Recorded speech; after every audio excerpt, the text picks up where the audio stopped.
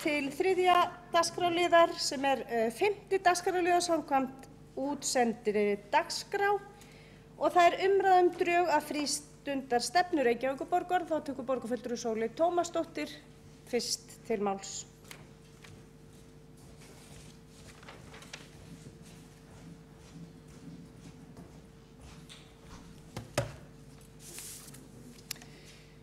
Forseti, góðir borgarfulltrúar, við erum hér að ræða drög að frístundastefnu drög að stefnu frístundaþjónustu í Reykjavík fyrir árin 2016 til 2025 sem hafa verið í kynningarferli og umsagnarferli í sumar. Mig langar til að gera aðeins grein fyrir þeirri vinnu sem hópurinn hefur verið í að undanförnu, gera örlítið grein fyrir þessum drögum og fjalla þær ábendingar sem við höfum fengið. En það þannig að vorið 2015 var stofnaður stýrihópur á vegum borgarráðs eða borgarstjóra sem var falið að vinna stefnu í frístundamálum fyrir Reykjavíkurborg. Í þeim hópi hafa setið ég, Skúli Helgason borgarfulltrúi og Marta Guðjónsdóttir borgarfulltrúi og við höfum okkur falið að kortleggja frístundaþjónustu í Reykjavík og skilgreina hlutverk og markmið borgarinnar í þeim efnum. Með hópnum hafa svo unnið fulltrúar frá ólíkum fagsviðum. Þar hefur Soffía Pálsdóttir frá skóla- og frístundarsviði, Ómar Einarsson frá íþrótta- og tómstundarsviði og Berglind Magnúsdóttir frá velferðarsviði unnið með hópnum og Einar Björn Magnússon var tíma með hópnum líka frá menningar- og ferðamálasviði. Sigrún Sveinbjörnsdóttir var svo starfsmaður hópsins og hefur borið hittan og þungan af skrefum og yfirferð á þessu eins og gengur og gerist. Hópurinn vann alls ekki þessa skýrslu einn og ekki heldur starfsfólkið. Heldur móðuðum við úr því efni sem við öfluðum og lá fyrir og þá ber nú hæst að nefna 2 fundi sem voru haldnir hérna í Ráðhúsinu. Annars vegar stórfundur unglinga þar sem komu saman 200 unglingar úr grunnskólum Reykjavíkurborgar. Slembi valdir, þannig að það var mjög breiður hópur með alls konar þarfir og alls konar sýn sem kom þarna saman og fór yfir það hvernig unglingar sjá fyrir sér frístundaþjónustu í Reykjavík. Og svo héldum við annan fund með mjög breiðum hópi hagsmunaaðila þar sem saman komu foreldrar og starfsfólk og fulltrúar alls konar hagsmuna og íþróttasamtaka, alls 70 manns. Þess utan fórum við inn á fund með öldungaráði til að ræða þær hugmyndir sem lúta að starfsemi sem varðar eldra fólk í Reykjavík og áttum í samstarfi við fólk, sérfræðinga á hinum ýmsu sviðum. Við höfðum svo auðvitað fyrir liggur auðvitað umtalsvert efni af samþykktum og ákvörðunum sem hafa verið teknar víða í borgarkerfinu í gegnum tíðina og varða frístundaþjónustu og við komumst mjög fljótt að því að það hlyti að vera hlutverk okkar að samræma þessa ákvörðunartöku og þessa stefnumörkun í eina og heildstæða stefnu og taka þá leið tillit til þeirra stefnumörkunar sem fyrir liggur hjá borginni eins og til dæmis menningarstefnu og íþróttastefnu og mannréttindastefnu og fleira og fleira. Á vegum borgarinnar veitt mjög umfangsmikil frístundaþjónusta og hún veitt mjög víða í borgarkerfinu. Fyrir utan svo mjög mikilvæga þjónustu sem grundvöllur fyrir frístundaþjónustunni. Það þess vegna ekkert alveg einfalt að afmarka verkefnið eða kortleggja frístundaþjónustu mjög afmarkað. En ég ætla að gefa nokkur dæmi það sem nú þegar til staðar sem byggir undir virka og góða frístundaiðkun borgarbúa. Þar má nefna fyrst góð og fjölbreytt útivistarsvæði sem búin margs konar tækjum og alls konar aðstöðu sem hægt að nota til frístundaiðkunar. Þau voru þó ekkert sett sem hluti af einhvers konar frístundastefnu en þau þarna og þau mjög mikilvæg. Við erum með mjög fjölbreytt og metnaðarfullt menningarstarf víða í borginni í fjölmörgum og ólíkum borgarstofnunum og eigum samstarf alls konar bæði skapandi uppákomur og listir við hagsmuna og félags- og listafólk úti í bæ. Þetta var ekki sett á laggirnar út af frístundaþjónustu eða að því að við hefðum einhverja frístundastefnu heldur nýtist þetta samt sem áður til þess. Við erum með náttúrulega sundlaugar og íþróttamannvirki sem bjóða upp á ýmiss konar skemmtunar og afþreyingar möguleika Við erum með mjög sérhæfð mannvirki og við erum með starfstæði sem að lúta að frístundum fyrir afmarkaða hópa og þar má nefna Hitthúsið og Nauthólsvík og fjölskyldu- og húsdýragarðinn sem dæmi. Þetta hefur þó ekki verið skilgreint sem einhvers konar frístunda stofnanir per se eða mjög mismiklu leyti en eru mjög mikilvæg sem slík.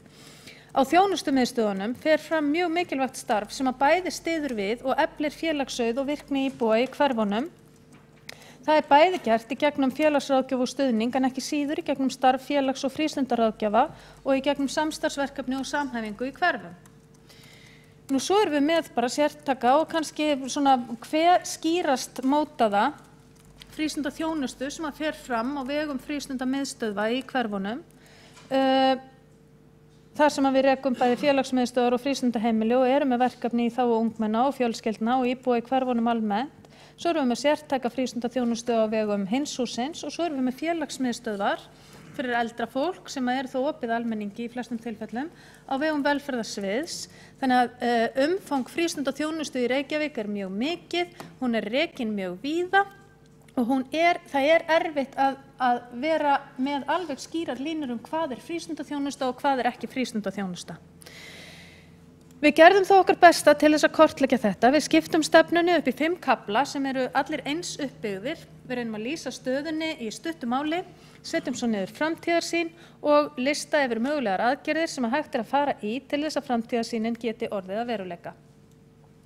Við lögðum mjög ríka áherslu á að setja fram framtíðarsýn sem við gætum öll verið sammála Þó okkur geti greint á leiðir og forgangsröðun og tímasetningar að þá viljum við öll stefna að sama marki. Og það er mikilvægt að það komi fram í þessari stefnu og svo getum við tekist á hvernig við framkvæmum hana seinna.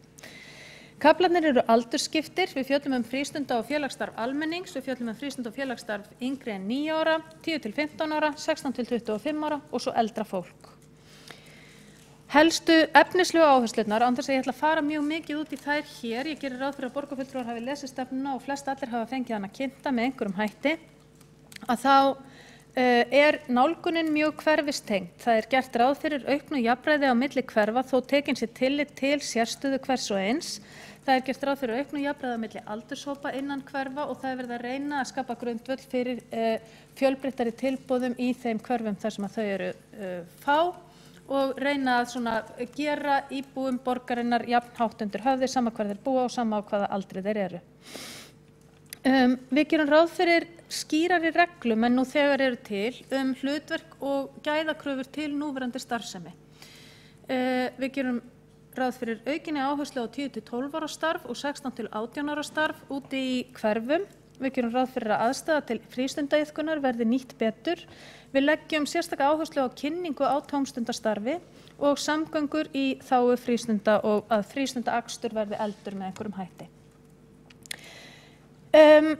Þessi drög hafa verið kynnt í öllum fagráðum borgarinnar og þau hafa verið í umsagnaferli hjá öllum þeim fjölmörgu samtökum og hagsmunaaðilum sem að komu að gerð stefnunnar með öðrum hætti. Og í raun má segja að fundurinn hér í dag sé rúsínan í pylsuenda þessa umsagnaferils, enda gerum við ráð fyrir að borgarfulltrúar komi hér upp og geri grein fyrir þeim ábendingum eða athugasemdum sem að þeir hafa við þessa stefnu eða eitthvað sem að betur má fara til þess að stefnan verði sem best úr garði gerð. Við höfum fengið fjölmargar umsagnir nú þegar, ég held að þeir séu 24. Þar að finna fjölmargar góðar ábendingar sem að við erum þegar farin að vinna úr og í raun má greina ákveðin þemu sem að mér langar til að gera aðeins grein fyrir hér og hvernig við hyggjumst bregðast við þeim. Fyrir það fyrsta þá eins og gengur og gerist mjög margar athugasemdir við orðalag og hugtakanotkun og þær eru allar að finna góða og við munum bara fara í gegnum þær og skrifa stefnuna í samræmi við þær ábendingar sem hafa borist. Þarna má nefna hluti eins og að tala fatlað fólk en ekki fólk með fötlun. Það þarf að gera betur grein fyrir þjónustu einstakra afmarkaðra hópa. Ég get til dæmis talað hinsegin hópa og hælisleitendur, að við gerum grein fyrir því að það séu til afmarkaðir hópar sem að þurfa á sérstakri þjónustu að halda til lengri eða skemmri tíma. Og svo óskað eftir því að við gerum betri greinarmun á formlegri og óformlegri menntun og hugtakalista yfir það sem við erum að nota. Þannig að fólk sem að lesa þessa skýrslu í gegn eða stefnu í gegn að það viti hvað átt við þegar við tölum frístundamiðstöðvar og frístundaheimili og félagsmiðstöðvar og félagsstarf sem ekkert fyrir hvern sem að skilja og mjög kerfisbundið orðarlag. Þessar athugasemdir eru allar bara komnar í ferli og við munum bregðast við þeim eins og við mögulega getum.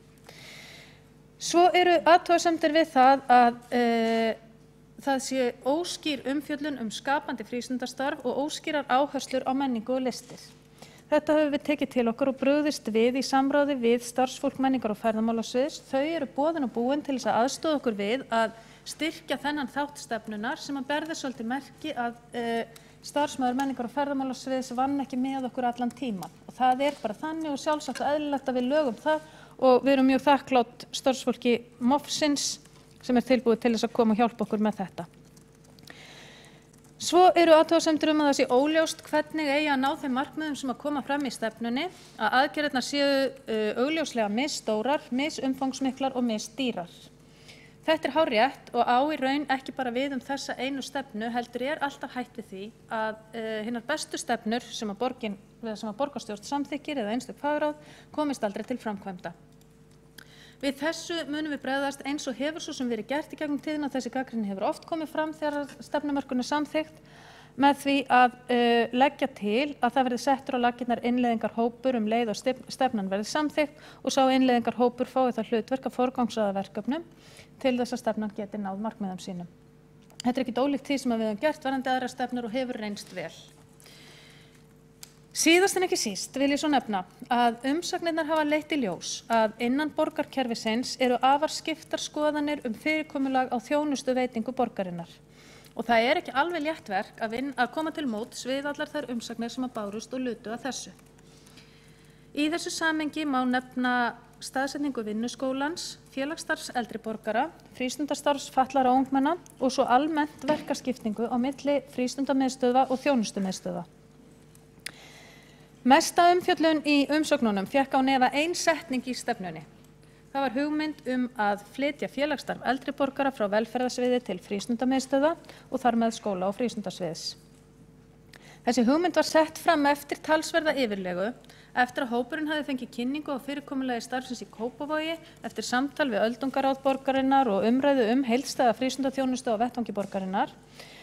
Hún var þó ekkert rökstudd og ekkert útskýrð og því mjög eðlilegt að viðbrögðin séu sterk. Það mat okkar í hópnum að þessi viðbrögð og þær illsamrýmanlegu skoðanir sem að þar koma fram séu efni í mun umfangsmeiri vinnu þar sem fjalla verður fleiri hluti heldur félagsstarf aldraðra og fleiri hluti heldur frístundamál almennt og því munum við ekki leggja til neina stjórnkerfisbreytingar eða flutning á einstökum einingum að svo komnu máli. Ég vil þó að segja fyrir mína parta að hvar svo sem yfirumsjón frístundaþjónustu fer fram, að þá færi betur á því að hún væri á einni hendi. Frístundaþjónusta við fatlað fólk eða við aldrað fólk ekki velferðarmál, hún jafnmikil frístundaþjónusta og frístundaþjónusta við annað fólk, þó að sjálfsögðu sé stuðningur og þjónusta frá velferðarsviði mikilvæg forsenda þess að allir geti notið uppbyggilegra frístunda. Sérfræðiþekking frístundafræðinga mikil og vaxandi og dýrmæt fyrir borgarbúa á öllum aldri og ef þeir vinna saman að samþættri frístundaþjónustu fyrir fólk á öllum aldri þá yrði það öllum til bóta. En ég ítreka, þetta mín skoðun og hana þarf augljóslega að rýna betur og í samhengi við fjölda annarra þátta og aðra þjónustu og almennt fyrirkomulag þjónustuveitingar hjá Reykjavíkurborg. Niðurstaða starfshópsins því sú að samhliða stefnunni munum við skila minnisblaði til borgarráðs þau álitamál sem hafa komið upp í þessari vinnu og við óskum eftir því að þau verði bara tekin til meðferðar inn í þeirri vinnu sem nú á sér stað við gerð þjónustustefnu hjá Reykjavíkurborg. Forseti, ég geri ráð fyrir að allir borgarfulltrúar hafi lesið drögin sem hér eru til umræðu. Og mér sýnist að allir borgarfulltrúar hafi fengið kynningu á málinu í að minnstakosti einu fagráði og að flestir hafi komið að umsögnum ráða og sumir hafi unnið að stefnunni sjálfri en núna gefst eins og áður sagði færi á að koma með athugasemdir sem við getum þá tekið til skoðunar áður en við skilum endanlegri tillögu að stefnu frístundaþjónustu í Reykjavík. Vinnan í starfshópnum hefur verið einkar ánægjuleg. Starfshópurinn samhentur og frábær og það á jafnt við kjörna fulltrúa sem embættismenn, Stórfundirnir 2 voru bæði skemmtilegir og gagnlegir og gerðu það að verkum að stefnan sameign hátt í 200 manns sem koma að frístundaþjónustu með einum eða öðrum hætti, annarkvort sem starfsfólk eða notendur eða hagsmunaaðilar með öðrum hætti. Eins og ég sagði áðan að þá höfum við í starfshópnum einsett okkur að ná þarna fram því sem við erum sammála enda eigum við það sameiginlega markmið að til verði stefna í frístundamálum sem að getur staðist tímans tönn og pólitískar sviptingar þannig að starfsfólk og embættismenn geti unnið af öryggi að frekari þróun og umbótum í frístundastarfi fyrir alla Reykvíkinga. Ég vil þakka samstarfsfólki mínu í stýrihópnum, öllum þáttakendum og samráðsaðilum í vinnunni og ekki síst þeim sem hafa lagt vinnu í skrif ítarlegra og gagnlegra umsagna fyrir það sem komið Ég hlakka til að hlusta á umræðuna hérna á eftir. Býst við gagnlegum umræðum og gerir ráð fyrir að við munum innan skamms samþykkja frístundastefnu Reykjavíkurborgar fyrir árin 2016 til 2025. Það var borgarfulltrúi Sóley Tómasdóttir lokið máli sínu og borgarfulltrúi Sveinbjörg Birna Sveinbjörnsdóttir næst á mælendaskrá.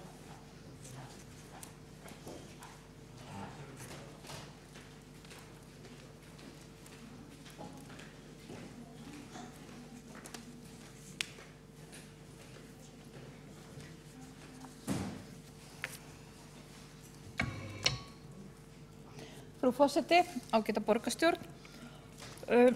Ég þakka borgarfulltrúi Sóleyju Tómasdóttur fyrir það kynningu sem að hún fór hérna yfir þegar varðandi stefnu að frístundaþjónustu í Reykjavík sem og þeim borgarfulltrúum 3 sem að þessari vinnu koma. Það sem að slær mig sérstaklega og gerði það sko í undirbúningnum fyrir þennan borgarstjórnarfund það að í dag þá byrjum við umræðuna á því að ræða leik- og grunnskóla borgarinnar og skólamálin í borginni. Og þar kom borgarfulltrúinn Björn Blöndal inn á 2 þætti sem að væru fjárhagslega þungir og fjárhagslega erfiðir í rekstrinum sem var sérkennslan og síðan hérna veikindahlutföll. Það sem að tengist þessari tillögu það að í inngangnum þar stendur með leyfi forseta að lögð verði áhersla á jafnan aðgang barna að fjölbreyttu og skapandi frístundastarfi. Tilvitnun lýkur. Það sem ég að velta fyrir mér hvort að þarna eigi við að við séum að fara og þetta svona gegnumgangandi í drögunum. Erum við að tala þarna sko frístundaþjónustu án aðgreiningar? Erum við þá að fara með leikskólan aðgreiningar, grunnskólan aðgreiningar og frístundaþjónustu aðgreiningar? Hugmyndin yndislega falleg, en við vorum að ræða það hvað við erum í miklu vandræðum með að reka sko grunnskólan okkar almennilega, samkvæmt lögboðinni stefnu skólan aðgreiningar. Þannig að það svona, það fyrsta, en ég ætla að vona að borgarfulltrúarnir sem hafa vinna þessari komi, líti ekki á það að ég sé á móti stefnunni, ég ætla að ítreka það algjörlega, ég bara efast sko, hvernig við ætlum að fjármagna þetta verkefni og ég veit það svo sem að við getum verið sammála stefnur og svo kemur innleiðingarvinnan og ég svo sem hlakka til hennar en ég ætla að taka bæði það sem mér finnst jákvætt og það sem mér finnst kannski neikvætt hérna en mér finnst þetta hérna mjög jákvætt að það sé verið að huga að því að virkja einstaklinga sem þurfa sérstaklega hvatning og stuðning vegna fötlunar sem kannski erfiðar með það að leita sér til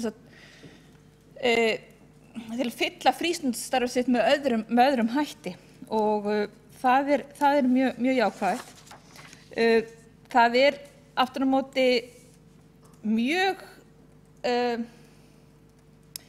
þetta er mjög stór hópur sem að þarna undir. Þetta svo mikil aldursbreidd og ég get ákveðnu leyti séð það að við séum með markhópinn sko 69 ára og 13 til 16 ára sem eru öll skilgreind sko sem börn samkvæmt bara lagalega skilgreiningu og jafnvel upp í 18 ára.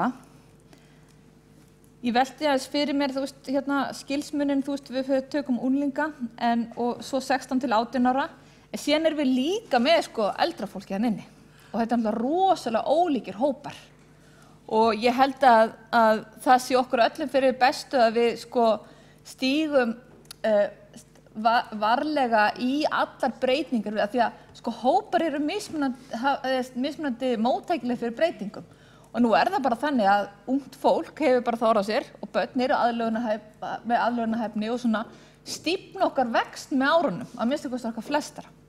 Þannig að ég sé fram á að við þurfum að vinna breytingar á að koma eldra fólkinu inn í þetta frístundastarf. Þetta er allavega svona viðkvæmur hópur sem við hefum sýnt sig í okkar starfa þegar kemur að breytingum hjá þessum hópi að þá eru þær okkur erfiðar. Þannig að ég vil svona bara árétta það sem að og við myndum kannski vilja fá umræðu frá þeim sem að koma að vinnunni hvernig þá þeir hafi hugsað til þetta, hvort þeir hafi hugsað sko aðgerðaáætlunina mismunandi fyrir hvern og einn hóp, það er að segja 69 ára, 13 til 16 ára, 16 til 18 og síðan þá eldri borgarana. Síðan var það ég sé það í gegnum lesturinn að það hefur náttúrulega mikið verið sko stuðst við starfskrá frístundamiðstöðva skóla og frístundasviðs sem er bara fínt. Það er einhvers konar svona tvítalning og speiklanir þarna á milli, við þurfum bara að móta það nánar í okkar vinnu. Það sem er jákvætt og ég fagna sérstaklega sjá inni að það er undir öllum liðum er svona hvatning að nýta húsnæði og aðstöðu borgarna betur. Ég hef gagnrýnt það opinberlega, ég man ekki hvort það var í borgarstjórn eða borgarráði eða einhverjum niðurskurðarhópum að við þurfum að nota betur þær fjárfestingar sem Reykjavíkurborg á. Við eigum skólahúsnæði sem stendur eiginlega oftast sko autt frá klukkan 5-6 á daginn til klukkan 7 á morgnana. Og til dæmis þar sem ég bjó í Luxembourg, þar sem var í bæjarfélaginu sem heitir Moonsbach, þar var verið að byggja nýtt skólahús, mjög flott, mjög stórt. Og þar var sérstaklega sko haft í huga að þarna væri starfsemi tónlistarskólans, þarna væri starfsemi félagsþjónustunnar, félagsmiðstöðvana og skólana, íþróttahreyfingarna, þannig að var allt þarna á einu stað eftir að nýskólinn tók við og það var gaman að koma og sjá að þarna var orðin til bara miðnættis eitthvað að vera á þessu svæði. En það sem að ég hef aftur á móti áhyggjur af, það er hvort að samtali hafi farið fram á milli íþrótta- og tómstundaráðs og ég bara veit ekki hvort þessi kynning hafi farið fram þar en það er ákveðið skörun þarna á milli sviða. Það virðist að hafa verið tekið vel að skörun á milli skóla- og frístundasviðs og þessara stefnu en væri kannski fínt að fá það umræða hvort þetta hafi farið fyrir íþrótta- og tómstundaráð og þá myndi ég svona vilja að það fengi líka kynningu á þessari stefnu og kannski athugasemdir ef að það hefur ekki verið. Vegna þess að það eru nokkri svolítið svona opnað fyrir nokkra blanka og tékka í þessari áætlun eins og reyndar flestum áætlunum. Og við þurfum einmitt að spurja sjálfan okkur þeirra spurningar sem pólitískt kjörnir fulltrúar og ég tek áskorun áréttingar borgarfulltrúans Hildar Sverrisdóttur til mín þegar hún segir að við verðum að hafa pólitískt hugrekki til að taka ákvörðun um forgangsröðun og á þau verkefni sem við stöndum frammi fyrir. Getum við réttlætt það fyrir okkar kjósendum og fyrir borgarbúum að setja þetta í forgang að verður þetta bara unnið samhliða og þetta er náttúrulega til næstu 10 ára. Og síðan er kannski svo ég ég rak augun í að kynning á félagsstarfi eða á frístundastarfi ætti að fara fram að einhverju leyti í skólum borgarinnar og þá velti ég því fyrir mig hvort að Reykjavíkurborg sé eitthvað að hverfa frá þeirri stefnu sinni að vera með kynningar inn í skólum, eða hvort að þetta sé einhvers konar undanþága frá því, eða hvort að þetta bara samræmist alveg að öllu leyti eða einhverju leyti eða sumu leyti, hvernig þessum vinklum hafi verið velt upp. Og ég fagna bara því að þessi drög séu komin til kynningar, en ég ítreka að ég óska svolítið eftir aðkomu ITR að þessu, hvernig sem það er, og þetta fer væntanlega í kostnaðarmat þegar aðgerðaáætlun liggur fyrir, og þá munum við auðvitað rökræða þar töluvert forgangsröðun fjármuna. En að öðru leyti þá þakka ég fyrir stefnuna og þá vinnu sem unnin hefur verið. Takk fyrir. Borgarfulltrúi Sveinbjörg Birna Sveinbjörnsdóttir lokið máli sínu og borgarfulltrúi Skúli Helgason næstur á mælendaskrá.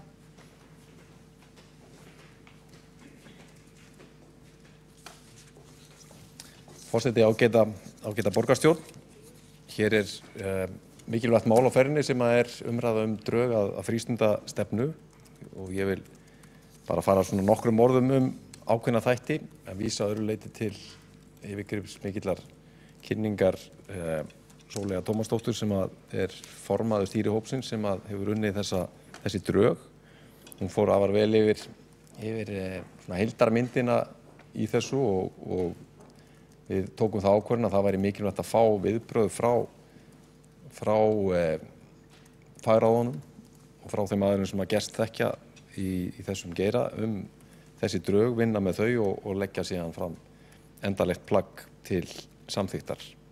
Og það það sem við erum stödd núna, mikill fjöldi umsagna sem hefur borist og það mjög gott, mikilvægt fyrir þessa vinnu og gleðilegt að svo margir hafi séð sér fært að bregðast við því erindi okkar. Ég held að það sé að mikilvægt að við leggjum þennan grunn, að við séum komið með heildstæða stefnu frístundastarfi sem auðvitað mjög mikilvægur hluti að veruleika borgarbúa og þetta þjónusta sem við viljum standa vel að. Frístundastarf barna og ungmenna órjúfanlegur hluti af þeirri þrenningu sem að skóla- og frístundastarfi í borginni byggir á og þar vettvangur fyrir aðra nálgun heldur en í kennslustofunni. Nálgun sem ekki síður mikilvæg en hið formlega nám, gefur færi á að nálgast og styrkja nemendur með öðrum aðferðum en þeim sem að beitt í hinu formulega námi sem að framfer í kennslustofunni. Það rétt að hafa í huga að það mikil ánægja með frístundastarfið í borginni ef að marka má kannanir sem að skóla- og frístundastarfið gerir reglulega og við sjáum það líka að menn kjósa svolítið með fótunum í því að þjónustan hún eykst hröðum skrefum og ásókn foreldra og barna þeirra í frístundastarfið hefur vaxið mjög hratt á tiltölulega fáum árum. Núna svo komið yfir 90% barna í fyrsta og öðrum bekk taka þátt í formlegu skipulegu frístundastarfi sem tengist grunnskólum viðkomandi barna og aðsóknin hefur margfaldast í frístund 3. og 4. bekkjar. Ég man að fyrir örfáum árum var kannski svona 5% barna á þessum aldri í frístund en núna hlutfallið komið yfir 30%. Ánægja með þá þjónustu sem að boðin í frístundinni, hún mikil. 87% foreldra lýstu yfir almennri ánægju með frístundaþjónustuna í síðustu viðhorfskönnun meðal foreldra barna í frístundinni.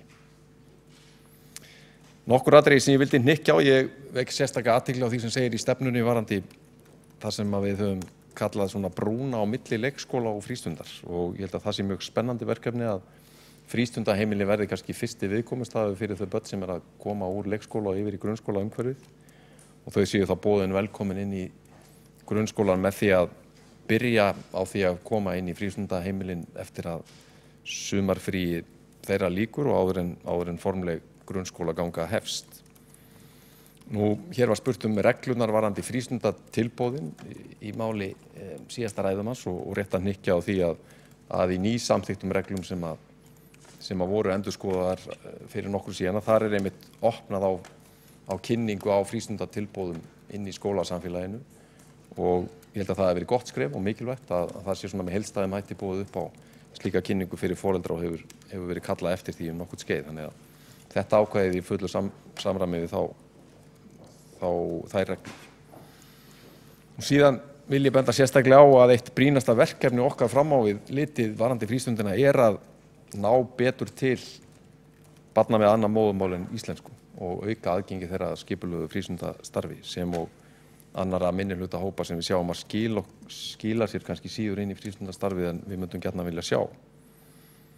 Og þarna mikilvægur kafli 16+ starfið þar sem áherslan hefur verið ekki síst á forvarnarhlutann og að byggja upp félagsauð. Þessi hópur hefur legið dálítið kannski á gráu svæði, helgast að einhverju leyti af þessum ábyrgðarskilum sem eru milli ríkis og sveitarfélaga í skólamálunum, að framhaldsskólinn rekinn af ríkinu meðan við erum með grunnskólann. En það kveðið skýrt upp úr með það í þessum stefnudrögum að við viljum auðvitað að það sé samfella í þjónustunni við þennan hóp og afar mikilvægt að það myndist ekkert rof í þjónustunni við þennan hóp. Nú það mikil umræða í umsögnunum þessar stjórnkerfisbreytingar eins og Sóley Tómasdóttir borgarfulltrúi fór yfir í sinni ræðu. Þessa hugmynd sem gengur út á það að færa frístund eldri borgara til skóla og frístundasviðs þannig að það skapist ákveðin samfella varðandi málaflokkin frístundastarfið. Það mjög eðlilegt að taka mark á þeim athugasemdum sem koma þetta atriði og taka það fyrir sérstaklega í heildstætt þá á öðrum vettvangi, væntanlega þá í stjórnkerfis- og lýðræðisráði þar sem líka gæti verið mjög áhugavert að setja af stað sérstaka vinnu við að rýna tilteknar einingar í borgarlandinu hjá okkur. Við erum með hitt húsi sem hefur staðið fyrir mjög mikilli og góðri vinnu hér á undanförnum árum. Við erum með vinnuskólan og það hafa verið skiptaskoðanir, deilda meiningar það hvort að þessar einingar séu rétt staðsettar í stjórnkerfi borgarinnar. Þarna gæti verið tækifæri til þess að fara yfir rök með og móti núverandi skipulagi og skoða það faglega og æsingalaust. En ég vil bara fagna þessari umræðu og hlakka til að heyra þau sjónarmið sem hér koma fram í umræðunni. Þetta verk í vinnslu, mikilvægum áfanga náð með því að ná saman þessi drög en þá eftir að klára þetta og taka afstöðu til þeirra umsagna sem borist hafa. Þá hefur borgarfulltrúi Skúli Helgason lokið máli sínu og þá borgarfulltrúi Kjartan Magnússon næstur á mælendaskrá.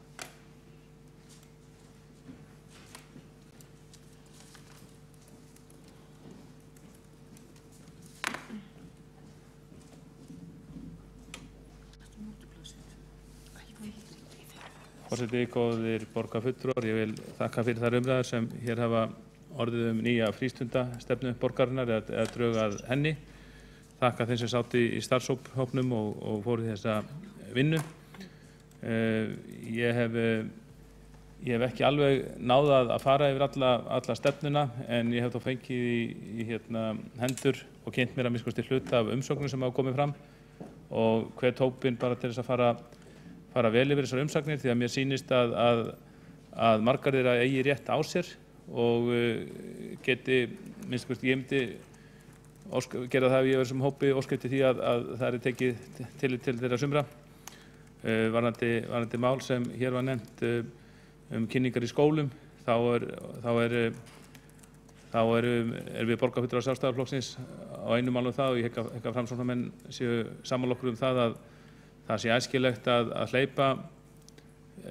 hleypa félagasamtökum meira inn í skólana eins og var og það mætti gjarnan vera skýrara orðalag í þessari stefnu. Já, það hefur komið fram í samtölum okkur á fundum með fulltrúum íþróttafélagi í borginni sem á skátaðanar æskulýðssamtaka að þetta hafi bundið hendur þeirra óþarflega mikið. Ég held ég hafi það rétt eftir að fyrsta árið sem til dæmis skátum í Breiðholti var meinað að fara inn í skólana til að kynna starfsemi sína, þá hafi nýskráningar í skátana dregist saman 40%. Þetta eru bara skátar og íþróttafélög eru þetta bara dæmi starfsemi sem við í borginni eigum að styðja og þetta eru ekki hvorki íþróttafélögin skátandir eða önnur svona non-profit samtök eru samtök sem hafa digra sjóði til þess að gangi í, hafa ekki neitt auglýsingabudget eða annað en það hafa hins vegar ýmsir þeir sem keppa við þessi samtök athyglina ekki síst fyrirtæki og aðilar í afþreyingariðnaði sem hægt að nálgast mjög auðveldlega á netinu. Þetta eru kannski aðilar sem eru kannski með milljarða budget út í heimi og verja því til þess að ná til unglinga, barna og unglinga. En þau samtök sem starfa, auðvitað hafa starfað með borginni í góðu samstarfi, kannski áratugum saman, þau hafa ekki slíkt þess að ganga í og þess vegna eigum við að styðja þessi aðili því að koma sínu á framfæri. Að sjálfsögðu ekki með einhverju frekju og yfirgangi og til áratuga það var þetta bara þannig að skólastjórarnir fundu út úr þessu, takmörkuðu gjarnan þennan afgang ef það þurfti að halda. Þetta var ekkert vandamál. En mér myndi, og ég reikna bara með að hópurinn klára þessa stefnu og það sé hægt að samþykkja hana hér í borgarstjórn. En mér langar til að vita, því að ég sá það allavega ekki í þeim gögnum almennilega sem ég kynnti mér, hversu víðtækt samráðið var, hverjir þetta að fá lista yfir þá aðilar sem fengu stefnuna til umsagnar. Þannig við sjáum bara, það sé hægt að sjá í fljótu bragði hversu víðtækt samráðið var. Það var borgarfulltrúi Kjartan Magnússon loki máli sínu og það var borgarfulltrúi Sóley Tómasdóttir síðust á mælendaskrá.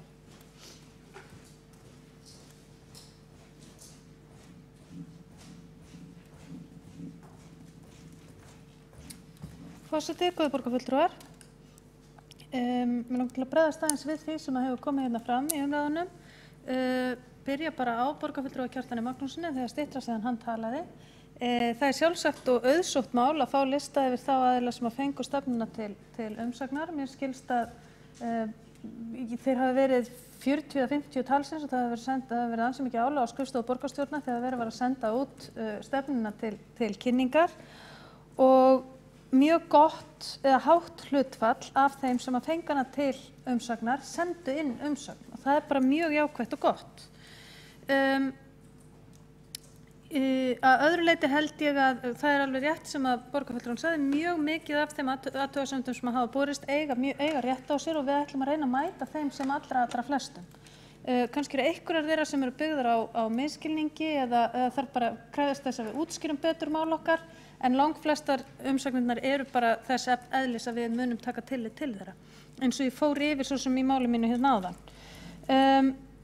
Kynningarmálin eru auðvitað eitthvað sem við höfum deilt hér en ég held að það sé mjög mikilvægt að við reynum að finna og við höfum fundið leið sem að við gátum öll sæst á í starfshópnum hvað þetta mál varðar og reynum að einhvern veginn gera það verkum að félagsstarf sé sem allra best kynnt fyrir börnum og unglingum án þess þá að kannski einhverjir þurfi að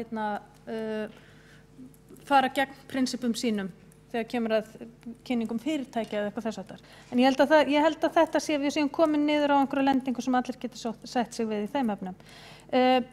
Sveinbjörg Birna Sveinbjörnsdóttir spurði frístundán aðgreiningar. Og þetta kannski, eins og ég sagði í ræðu minni áðan, að þá þetta eru mjög misstór verkefni sem við kynnum þarna eða aðgerðir sem við kynnum þarna til leiks. Við tölum lítil og krúttleg verkefni á borð við vinabekki þar sem fólk getur sest niður ef það vill fá einhvern til þess að tala við sig, sem mjög einfalt, auðvelt, ódýrt og skemmtilegt verkefni. Og svo erum við að tala svona risastórt mál eins og frístundán aðgreiningar. Já, stefnan og hugmyndafræðin auðvitað og hlýtur að vera frístundán aðgreiningar rétt eins og leikskólarán aðgreiningar og skólarán aðgreiningar. Við gerum okkur alveg grein fyrir að þetta bæði kostnaðarsamt og umfangsmikið og krefst rosalega mikillar vinnu af hálfu borgarinnar. En veltum við fyrir okkur hvort að við getum, ég held að engu okkar væri stætt á því að kynna hér stefnu í málefnum frístundar til ársins 2025 án þess að minnstakosti ætla að stefna að því að hér verði frístundarstarf án aðgreiningar. Mér finnst okkur ekki stætt á öðru og við verðum að vinna að þessu. Það algjörlega ótækt að það séu börn í Reykjavík sem að fá stuðningin á frístundaheimili þangað til þau eru 9 ára gömul og svo fá þau ekki að taka þátt í félagsstarfi þegar þau fá einhvern stuðning þar eftir það. Við verðum að reyna að koma til móts við þarfir allra, alveg sama hverjar þær eru. Og finna svo bara út úr því hvaða leiðir við notum til þess. En þetta eins og borgarfulltrúinn sagði sjálf, útfærsluatriði eftir og þetta eitt af því sem við munum örugglega þurfa að takast aðeins á hversu hratt, hversu örugglega og hversu mikið fjármuni við ætlum að setja í þetta verkefni á þeim árum sem að stefnan nær til.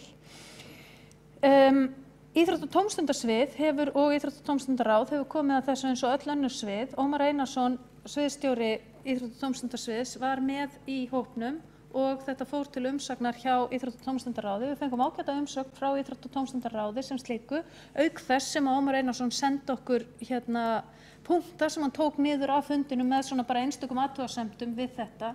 Við fengum líka ágætis umsögn frá Íþróttabandalagi Reykjavíkur og höfum fengið, þannig að ég held að Íþrótta- og tómstundasvið sé alls ekkert undanskilið í þeim athugasemdum sem hafa komið og þau eiga heilmikið í þessu. Þau sem tóku þátt í stórfundinum voru líka frá öllum sviðum. Það voru fulltrúar frá öllum sviðum og fulltrúar frá þjónustumiðstöðvum og fulltrúar frá Íþróttabandalaginu og fulltrúar frá alls konar hagsmunasamtökum sem að koma að veitingu þjónustu með einum eða öðrum hætti sem að tengist frístundinni. Að síðustu, ég held að ég sé að fara yfir allar þær svona athugasemdir sem að komið, þá þetta með eldra fólk og það að breytingar séu erfiðar fyrir þá sem eldri eru. Auðvitað það þannig. Þessi hugmynd sem að ég ítreka að við munum taka tillit til þeirra umsagna sem að komið fram og verðum að þetta mál þarf að skoðast í miklu stærra samhengi og við munum bara skila eins og ég sagði áðan minnisblaði til borgarráðs það að þetta sé eitthvað sem að þarf að skoða og ekki þá bara félagsstarf eldra fólks og ekki bara frístundamál, heldur fyrirkomulega veitingu þjónustu almennt út í hverfum. En eldra fólk aftur á móti, þessi hugmynd lítur í rauninni ekki að því að breyta þjónustuna á einn eða annan hátt, heldur að breyta stjórnsýslunni í kringum þjónustuna. Þannig að fólk tilheyri öðrum sviðum heldur en það hefur tilheyrt áður. Við erum með eitt tilraunaverkefni í gangi sem að lítur á þessu. Það er þannig að félagsstarfið í Árbæ, það er held ég í Hraunbæ félagsstarf sem er núna komið í hendur frístundamiðstöðvarinnar Ársels. Þetta byrjaði núna áramótin og hefur gefist vel að mér skilst og það er mjög mikilvægt að við bara skoðum hver útkoman verður úr þessu tilraunaverkefni áður en við tökum fleiri skref í því. En ég held að að þjónustu þegarnir hafi lítið sem ekkert orðið varir við það hverjir það eru sem eru að skipuleggja þetta. Ég held, svo náttúrulega er það rétt að það þarf að kostnaðarmeta þær tillögur sem að koma fram þarna. Við munum sennilega ekki setja þetta fram sem eins og stefnan hljóðar núna þá kemur bara aðgerðir. Við munum setja þetta fram sem hugmyndir að aðgerðum eða tillögur að aðgerðum eða eitthvað þess háttar þannig að það sé alveg skýrt að við séum ekki að samþykkja allar þessar aðgerðir þegar við samþykkjum stefnuna sem slíka. Heldur verði þær aðgerðir settar svo í þetta innleiðingaferli sem ég fór yfir hérna áðan. Ég held að ég hafi ekki fleiri við þetta að bæta. Sé að borgarfulltrúar hafa óskað eftir andsvörum, þannig að ég hef greinilega gleymt einhverju og hlakka til að fá það og mun reyna að svara eftir bestu getu. Þá er borgarfulltrúi Sóley Tómasdóttir lokið máli sínu og þá er einn borgarfulltrúi óskað eftir því að veita andsvar, það er borgarfulltrúi Sveinbjörg Birna Sveinbjörnsdóttir.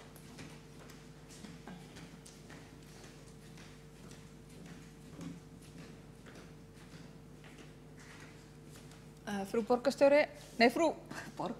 forseti og ágæta borgarstjórn. Ég bara þakka borgarfulltrúa Sóleyju Tómasdóttur fyrir bara góð svör. Það var eitt sem ég hjó eftir þegar við vorum að tala varðandi eldri borgara, það væri kannski engin breyting og við erum bara farið í þjónustunni í hverfum. Og að þetta væri, þá erum við breyting bara stjórnsýslunar. Þá langaði mig að spyrja borgarfulltrúana því hvort að sjáu fyrir sér þetta sé einhvers konar strúktúrbreyting sem hafi í för með sér aukinn kostnað á yfirbyggingu, við að horfa fram á fjölgun starfsfólks eitthvað sérstaklega í tengslu við þessa innleiðingu frístundastefnunnar. Það er að segja, telur borgarfulltrúinn að þetta hafi áhrif til þenslu í kerfinu?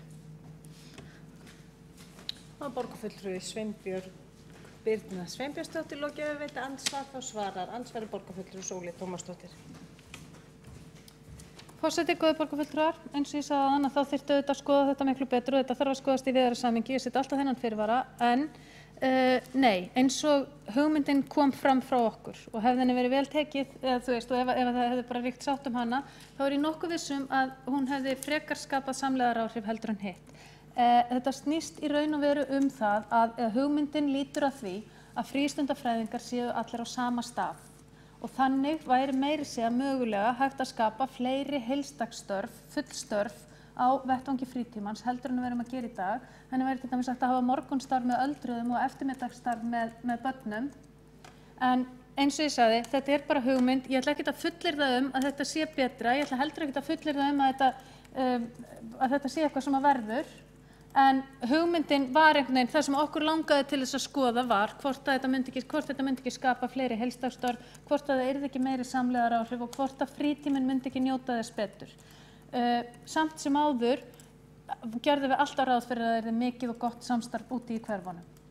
En eins og ég segi, umsagnar hafa leitt það í ljós að þessi hugmynd ekki nógu þroskuð og hverfin eru ekki tilbúin til þess að fara í þessar breytingar að svo komnu máli. Þannig að það verður hausverkur borgarráðs og væntanlega stjórnkerfis og lýðræðisráðs að finna út hvernig þessu verður öllu best fyrir komið. Það var borgarfulltrúi Sóley Tómasdóttir lokið við það að svara andsvari. Þá telst andsvörin lokið. Þá ekki fleiri hvart sér hljóð undir þessum dagskrárlið og telst umræður lokið. Matarhlé. Við gerum stutt matarhlé á þessum fundi.